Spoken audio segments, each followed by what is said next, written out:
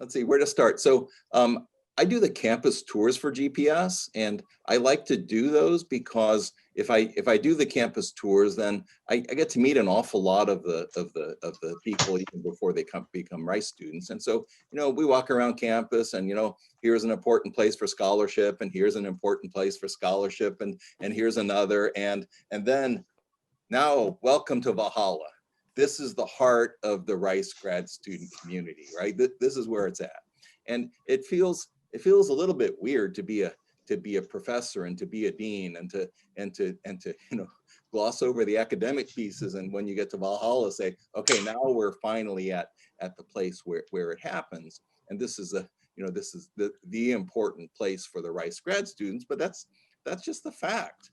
Valhalla is where it happens, and the good governance of Valhalla and the excellent financial model makes the price low enough that every grad student can go and have a beer and meet their friends whenever they feel like it, and that the bartenders and the leadership, that those are all graduate students, make it a welcoming community and a cerebral community and a fun community.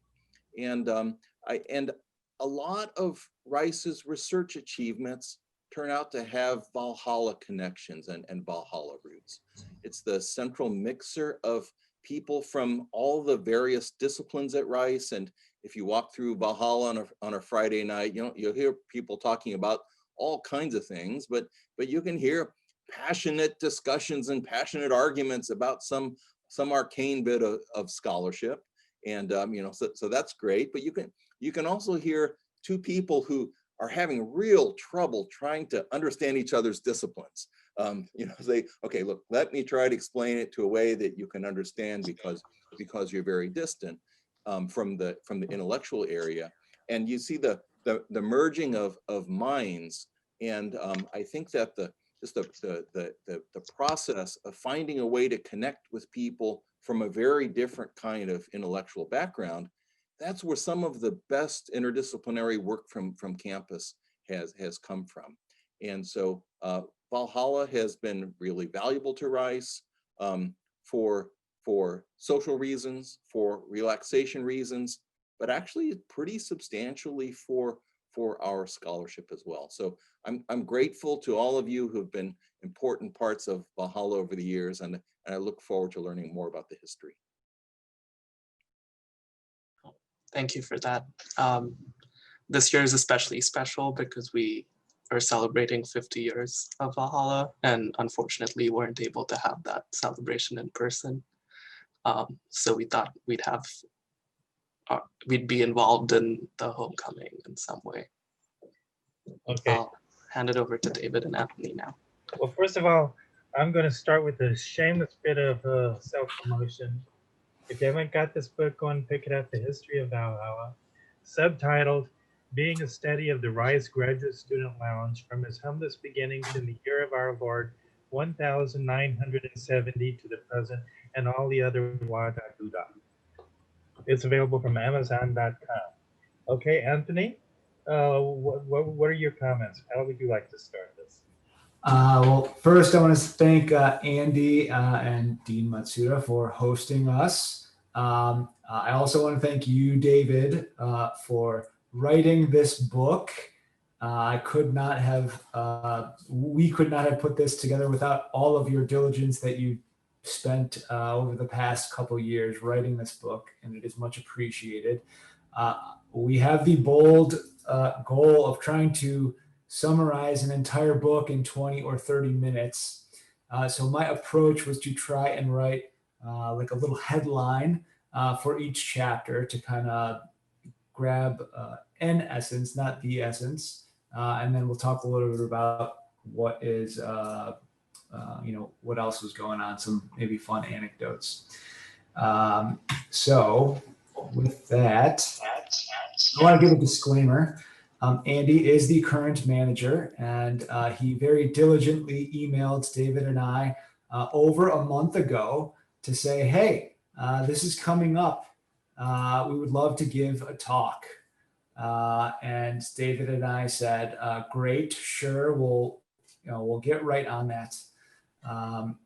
at 9 o'clock last night, David and I started working on this. And at he sent me the draft of his book digitally. And at approximately 11 o'clock this morning, I started to work on this presentation. So that is in the ethos of Valhalla, to get things done at the last minute or later than expected. But thankfully, David knew this would happen. 2 years ago, in the preface of his book, he said, the 50th is coming up. We need the history. So thank you again, David, for having that foresight. Well, I have to say that when doing the research from this book, I figured that this was a time to do it, because I'm certainly no spring chicken, and many of the people involved in the early portion of it were a good generation older than me.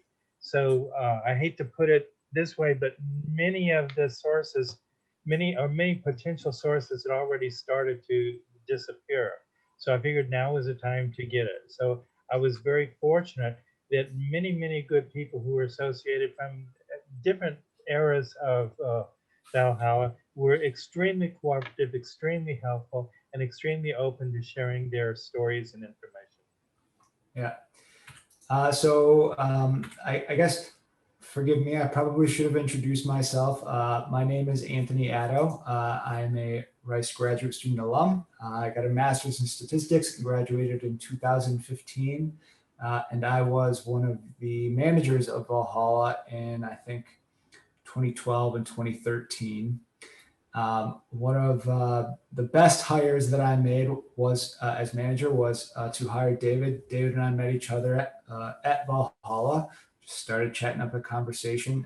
David has been a good and dear friend, also educating me beyond the history of Valhalla on many other things, including the tabla. But David has been around Valhalla for how many years now, David? Well, since mid-1980s. I had popped in once or twice as early as the 70s, but continuously since the mid-1980s. So me from the younger generation and David has been around for a minute, I think are well qualified to give it our best shot at the history of such a storied institution. So, Yeah. as David mentioned. And Anthony, I'd like to thank you for all the big bucks that I make from being a bartender there. Anytime. Okay. All right. Anyhow, what we're looking at here is basically an overview taken from the book, most of which we'll cover in extremely briefly in the next 20 minutes or so. So I guess let's go into the next page. All right. We're pretty much starting our discussion with the architecture. Now, really, we're going back to what, 1923, when the groundwork was being laid, the cornerstone was first being laid. It took about a couple of years to build a building, and the person who was behind this was William Ward Watkin, who was important as the architecture for many of the older buildings around Rice, as well as many of the buildings many prominent buildings in Houston. Now, he had come in from Massachusetts, if memory serves me well, apparently coming in just to to work at Rice for a little bit, and ended up staying here, and finally retired, I think, as the head of the Department of Architecture, something like that. Okay, anyhow, if we're looking at this place under the stairs, it was pretty much just sort of leftover space. When you're building building a building, a lot of times it's just sort of leftover space. So it was just sort of stuck there for being some purpose that I'm not even sure it was ever really thought about when they had first done the architecture. However, very quickly it became clear that it served a useful function as a smoking lounge. Now, remember, this is completely detached from the rest of the building. Now, nowadays, we may not give a second thought about a completely detached smoking lounge, but remember back in the 1920s, people were smoking every place. But even then, they realized that smoking in a chemical laboratory could be quite hazardous to your health, which is why it was very separate. Anyhow, over the years, it became numerous things till ultimately back in the late 60s, it was essentially a paint shop, a place for storing old paint and painting equipment and things like that. And well, I think we might be getting a little ahead of ourselves, so let's go a little further. Kay's Lounge. I'm sure that many of you who are in attendance here have a lot of fond memories of Kay's. I know I remember going to it very often in the 1970s. But Kay's was very, as a matter of fact, I think most of the Rice group was spending a lot of time at Kay's. Well, somewhere around 1968-ish or so, somewhere around 1968-ish or so, it seems that a student from Rice was killed in a fight in the parking lot of Kay's. Now, this started getting a number of people beginning to think that perhaps that if there was a place on campus where one could relax and socialize, it would avoid a lot of problems. To begin with, if a student had a little too much to drink, they wouldn't have to get in the car and drive back. And second, because it'd be on campus, you could sort of watch the clientele so that you'd less be likely to have something like this happen. Well, that I think probably brings us. Let's go back to the K's a little bit. Okay, let's go back then. All right. There was one graduate student in the chemistry department who is particularly noteworthy, and that was Tom Nichols. He was looking around and he was thinking, well, this place really needs something. The number in that he was at a period when the number of graduate students jumped up, almost pretty much doubled. I think from around 400-ish or so up to around 800-ish. And he was concerned that there was absolutely no connection between the graduate students of the various departments. So he wanted to have something that would hold the graduate students together and give them some kind of bond. Okay, now you want to add something, Anthony? Okay, then let's go into the next one.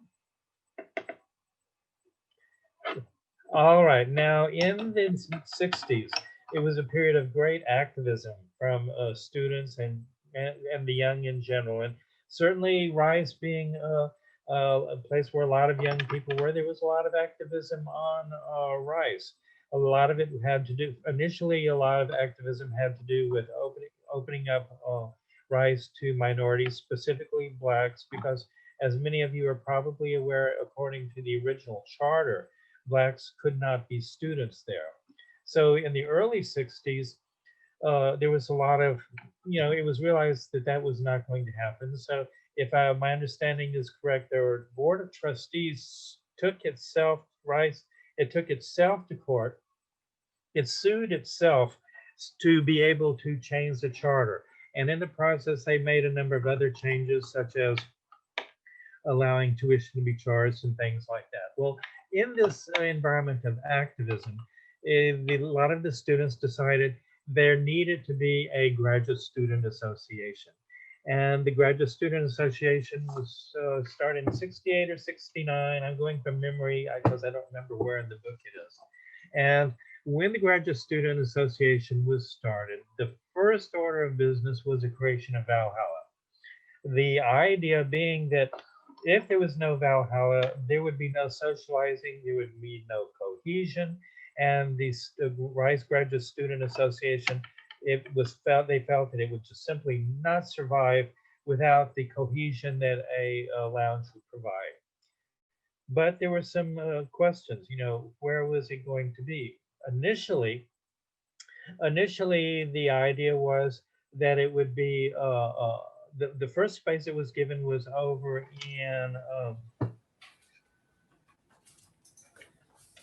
in Baker Hall, I believe. Baker, yes, all right. And it's several months the graduate student had the lounge there. And they had already started working on it, knocking out walls and working at it when there became a conflict because the athletic department wanted to have it. Well, obviously, that created a lot of tension. but finally they decided to give it the Baker Place to the athletic department. But the GSA under Tom Nichols negotiated with the administration, and the administration said, okay, we'll give you any other reasonable place on campus as well as money to handle the repairs. And that sounded fine. So Tom Nichols, being in the chemistry department, he looked at the chemistry building and knew this place, this paint shop was there, and decided that that would be a very good place to have it.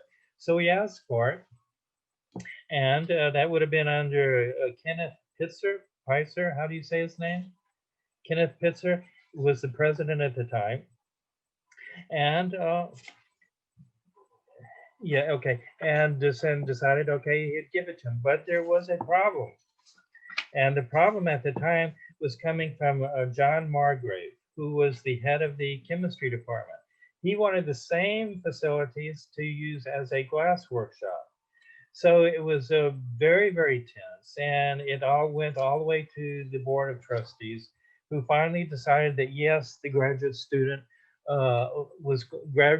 Association was going to get this facility.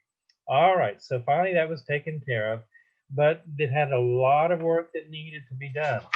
And so one of the main characters in taking care of this was Vic Gelsomano. Okay, now they had managed to, shall I say, borrow some material from work that was being done at the faculty at the faculty lounge. And so if you look at the bar, you'll see that the bar is actually doors from the old faculty chamber. And if you look at the high chairs on either side, these were all taken from the original lounge. So, okay, let's go on to the next one. All right, so everything got started. Now according to, it was Alex. Let's get where the name came from. It seems that Tom Nichols and this is again, what is the name? Alex, Kurt Alex were working in the place one time, and Wagner was coming on the radio. And so it was Kurt Alex that suggested that the place should be called Valhalla. And well, that was how it came to be. It came about from working and listening to Wagner on the radio. So everything started to function, at least semi-function, from around 1970. And there was a lot of issues in terms of how to handle things. For one thing, from a long time, it did not have a liquor license. So they had to come up with some way of doing things. So what they did was they came up with a scheme whereby the graduate students would take beers and bring it into a central cooler, and then other people could borrow from each other. But since nobody was actually buying beer there, the idea was that they weren't actually selling beer so that they could function without a liquor license. Well, everyone could see that that really was not really a very, very good way to handle things. So it was under the administration of Wally Kules. Again, I'm not saying it's correct. We just all know him as Wally. And he's still kicking around, and I see him at some parties every now and then. But it was during his administration that they got the first liquor license, and things started to really progress. They started to get a new cooler and everything like that, and everything started going on. And then it was really probably from around 72, 73 that it really actually started to be a functioning graduate student lounge. Well, it was also about 1973 that a person who really needs to be noted, and that of course would be John Schroeder. What's the next page? What's the next page? Okay, let's go back. All right, now it was really John Schroeder who was involved in it from about around 1972, 73, up until the time he passed away, which, if memory serves me well, would have been around 2006. And he gave a certain sense of continuity to the place. Because as you all know, everyone knows that students would come and students would go and be there maybe for a couple of years. But John Schroeder was very passionately attached to Valhalla for decades. And many of the traditions that we now associate with Valhalla are really a reflection of John Schroeder's character. Now, I'm sure probably most of the people who are here attending this little this Zoom talk, uh, remember Schroeder very, very well. He had an amazing ability. First of all, he was one of the most intelligent people that I had ever met. He could talk intelligently on any subject, and he had amazing interpersonal skills. He had the ability to relate to anybody, regardless of what their background, race, ethnicity, educational level, social structure, social status, whatever. He had probably the finest interpersonal skills of anyone that I had ever seen. And so everything was pretty much going in, chugging right along, and everything started to be on, as flowing quite smoothly until, let's get to the next play. Okay, until we get to about 1984. The problem is the central government started around that time to pass law. There started to be pass a lot of laws.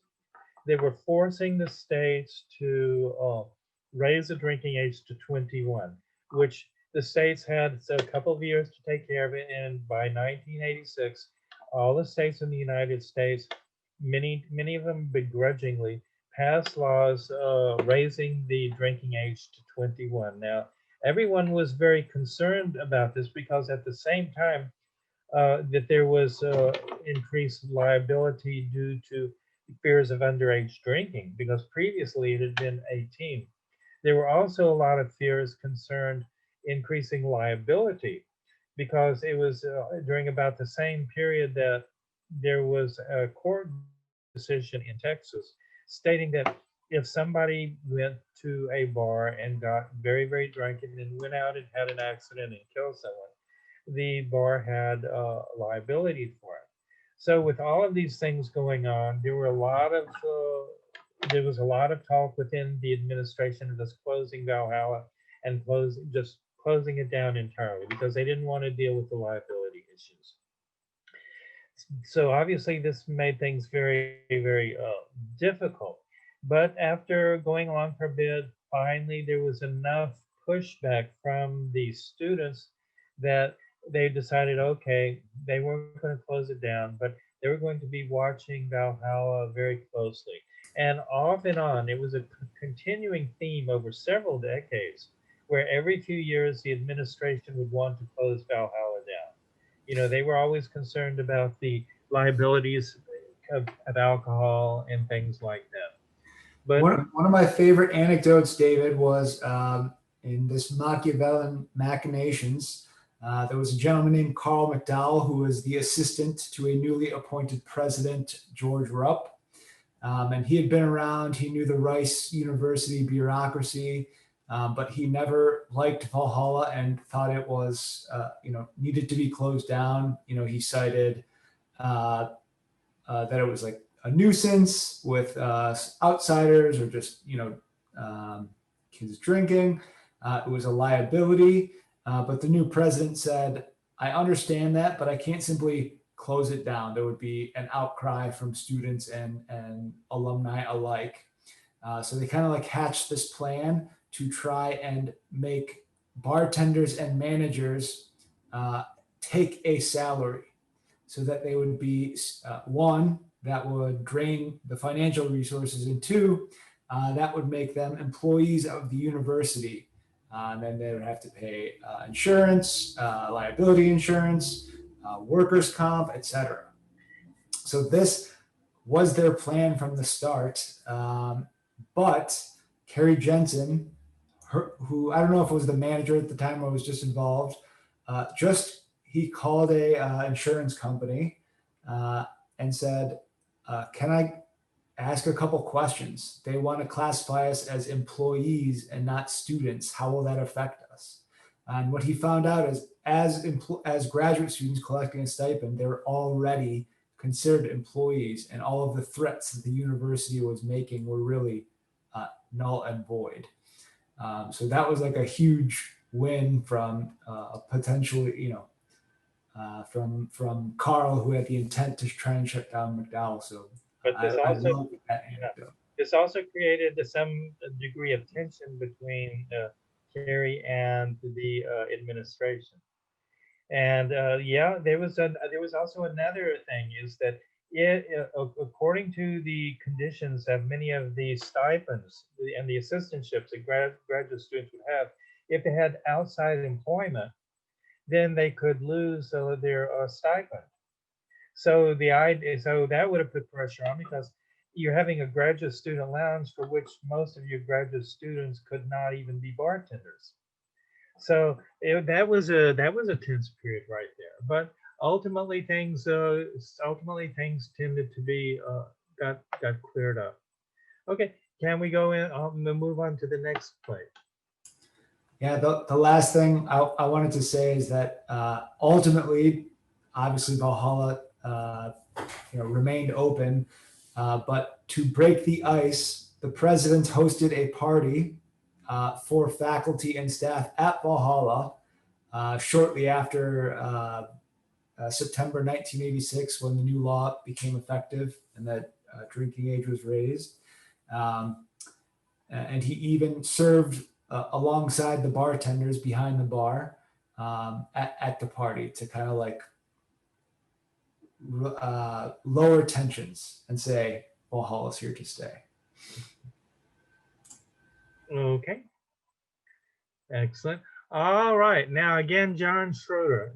I think I'd already pretty much talked about him, but where does one begin? I mean, the stories about John Schroeder are numerous, and I'm sure everyone here would have some amazing stories of Schroeder. Some stories that could possibly even be told in public. But he was a great, incredible person. Let's just go ahead and move on, because I think I've already discussed him. But there's a lot more information in the book that you might want to check out. Okay, now things have started going. Now we're coming into about the 1990s, and this is very, very significant, because when for a long time the TABC license for Valhalla was held by the proctor.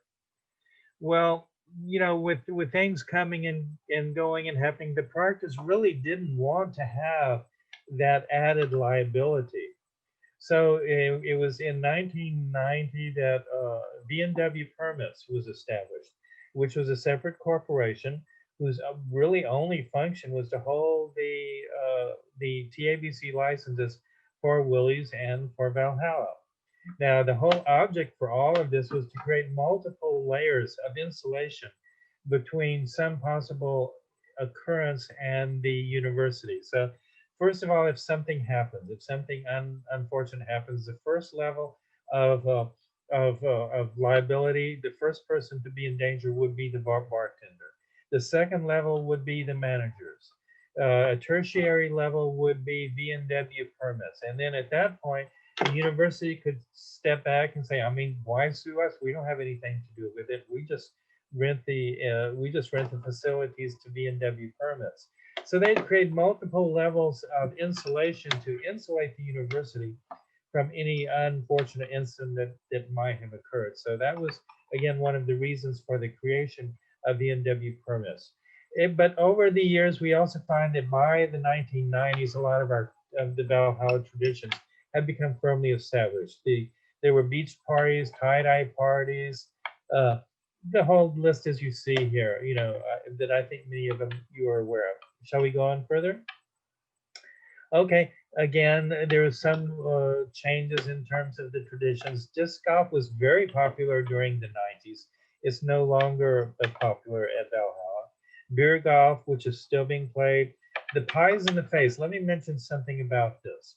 This goes back to John Schroeder, where that he established the basic principle that on your birthday, you were going to have a pie in the face. And it didn't matter whether you were a regular, whether you were a bartender, whether you were a manager or what. I mean, if you hung around by Valhalla, you were going to get a pie in the face. Now, there was one rule that was absolutely strictly adhered to, and that there was a plus or minus 6 month window. So that was a window that was absolutely firmly adhered to. So within the plus or minus 6 months window, you would get a pie in the face. It was also about this time that the North Wall was established, that contains pictures of prominent Valhallites who've passed on.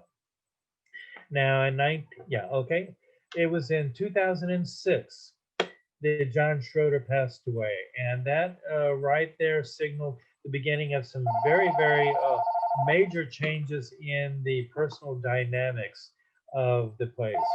One of the things that had been going on, that there was a core group. There was a core group of ex-managers and ex-bartenders and alumni that had basically been controlling the entire process. Everything that was going on in Valhalla. Nominally, the managers were in control of things, but really, since this small group of people controlled the managers, they were the people who really pretty much established the character of Valhalla. And John Schroeder was a linchpin for this. When he passed away, well, everything by one started going into their own different directions. And at that point, the emphasis, the control that this sort of old guard had upon Valhalla started to dissolve. So today, they were very good. They were they're important in establishing the traditions and character of Valhalla, but they no longer exert the hegemony over the place that they once used to. Okay, shall we go on further? Yeah. So in 2007, after Schroeder passed, there was the bar didn't have the same personnel. Maybe even fell into a little bit of disrepair. So in 2007 was a big update in terms of the bar. We've been talking about Valhalla, which is a bar, but haven't talked really about beer yet. So in 2007 is when they added a new beer cooler. It went from 3 taps, which was usually Shiner, Lone Star, and then some nice beer like St. Arnold's.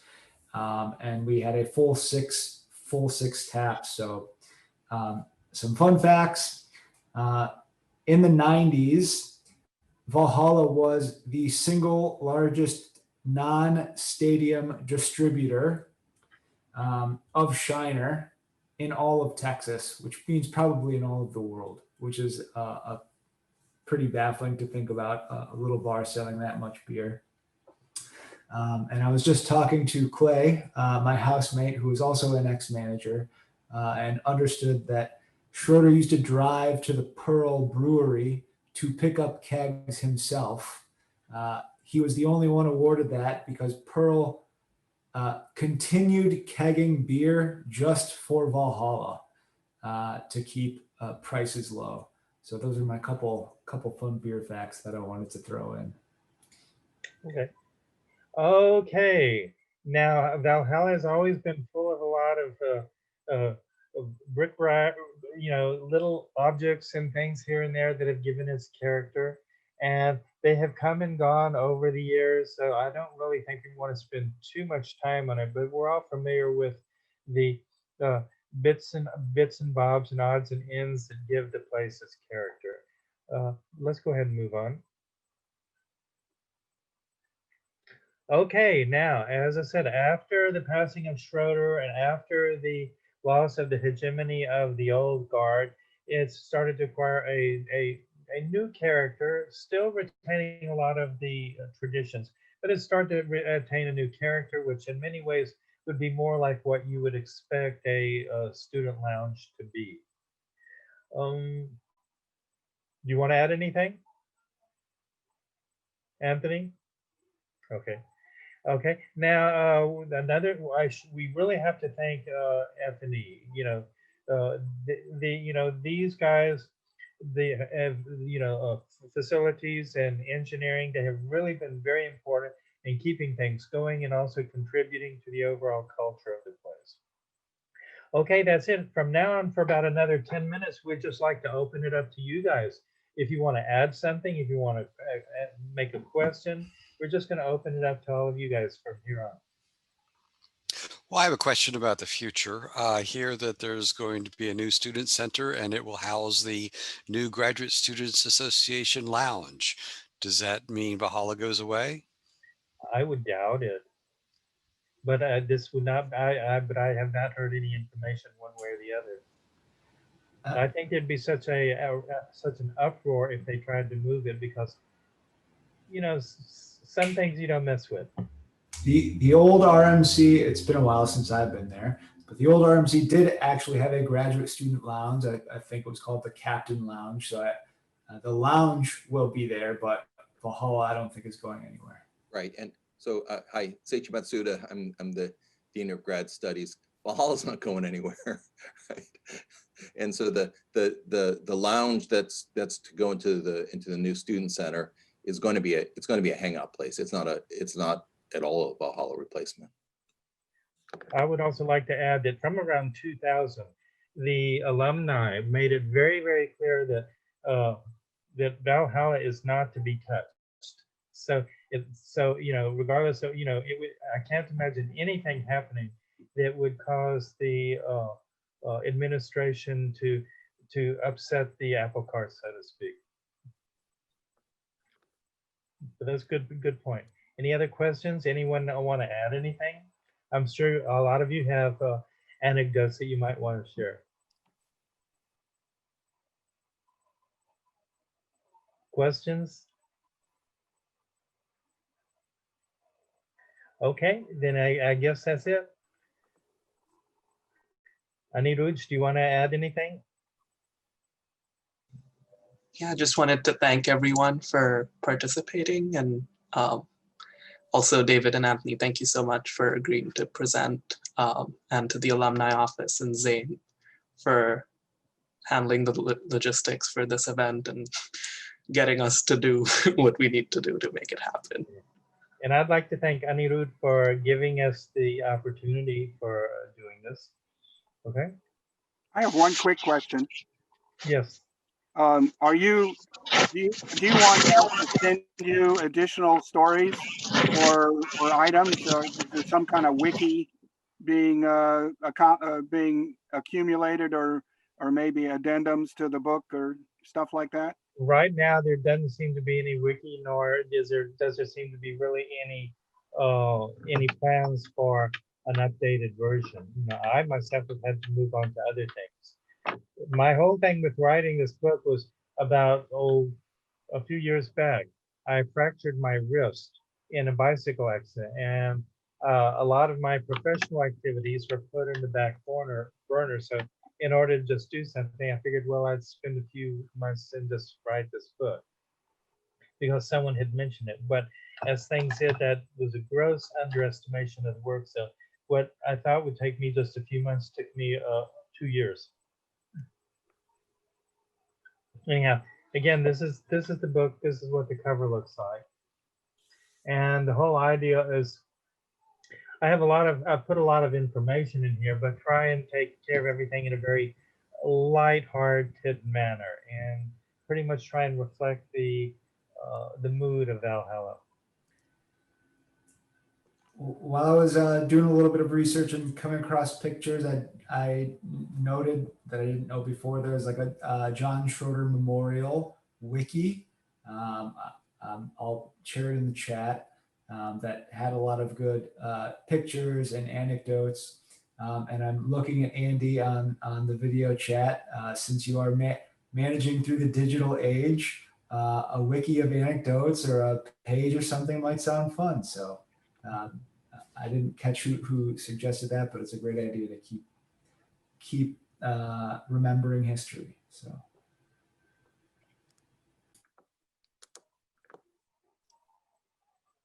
Okay. Thank you.